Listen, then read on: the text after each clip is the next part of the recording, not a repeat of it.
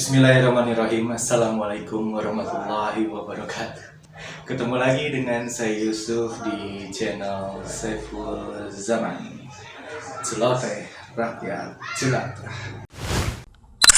Ramadan tiba, tiba-tiba Ramadan, tiba-tiba Ramadan. Gitu ya, lagu plesetannya. Tiba Ramadan tiba, marhaban ya Ramadan. Kalau kita ngerasa kayak gini, tiba-tiba kita ngerasa loh kok udah Ramadan lagi, kok udah Lebaran lagi, berarti kita harus mengevaluasi nih.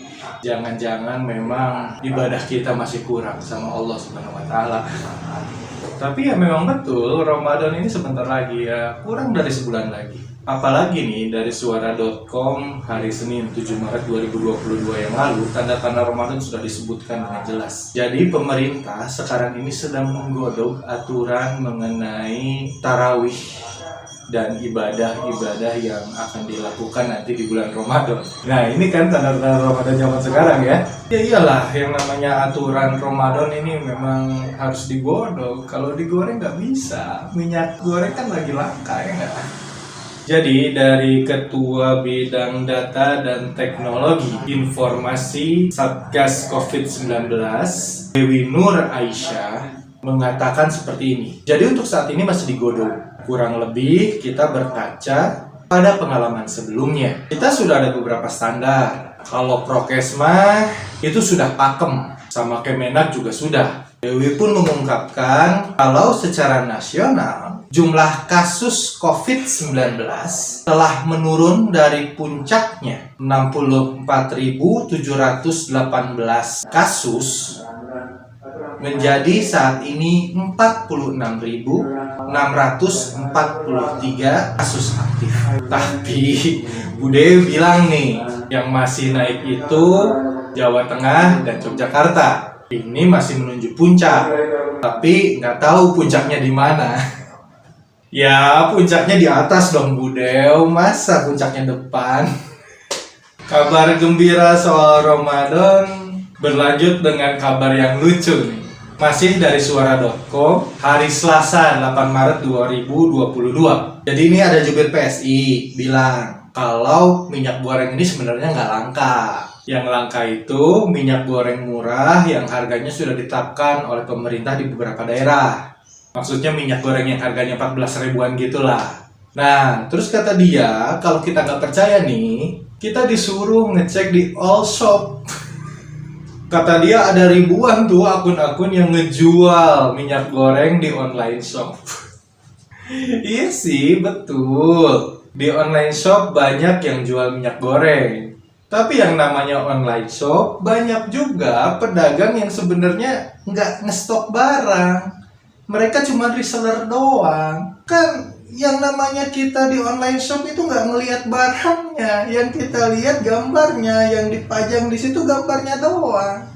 Kalau kita telepon terus kita tanya, belum tentu juga dia barangnya ada. Paling, oh, maaf kakak, barangnya habis. Bisa jadi kayak gitu jawabannya. Ya saya tahu sih kenapa PSI akhirnya nyuruh kita untuk ngecek di online shop. Karena kan kemarin kita tahu DPD PSI Bekasi baru aja disorot nih soal jual minyak goreng murah di Kabupaten Cibarusah. Ya memang dia ngaku kalau minyak goreng yang dia jual ini bukan hasil timbunan. Minyak goreng yang mereka jual ini adalah minyak goreng yang mereka beli dari penjual-penjual tradisional di pasar-pasar. Tapi dia juga nggak menampik saat netizen mengatakan kalau minyak goreng ini sulit didapatkan bahkan di Alfamart, Indomart, atau minimarket lainnya. Jadi kan kalau kayak gini saya berpendapat dari artikel satu ke artikel yang lain, kalau sebenarnya PSI ini mengakui bila minyak goreng yang beredar di pasaran saat ini memang langka, baik yang murah ataupun yang mahal. Ya ada sih yang nggak langka, gambar minyak yang ada di online shop.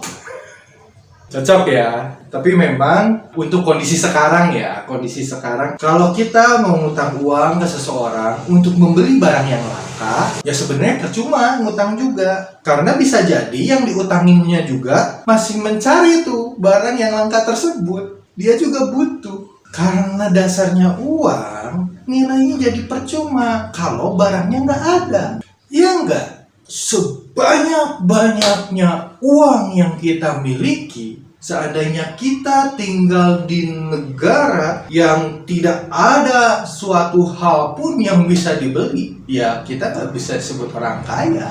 Dan ini ada teorinya nih. Seandainya uang di sebuah negara ini banyak, tapi barang yang tersedianya ini sedikit, maka ini yang disebut inflasi, di mana uang jadi nggak ada nilainya. Terus Indonesia bakal inflasi dong. Tenang aja, nggak akan inflasi. Karena di Indonesia bukan cuman barangnya yang sedikit, tapi uangnya juga sedikit. Ini namanya bukan inflasi, ini namanya depresi. Jadi ngomong-ngomong soal depresi, sebenarnya ini hal yang wajar. Ini ada data dari 3 tahun yang lalu. Jadi sejak 2014 sampai 2015, indeks kebahagiaan masyarakat di Indonesia ini berdasarkan peringkat di dunianya terus mengalami penurunan. Nah, nggak tahu nih, tahun ini setelah 3 tahun kemudian, apakah indeks kebahagiaan ini tetap menurun atau naik? Ya bisa ditebak kali ya.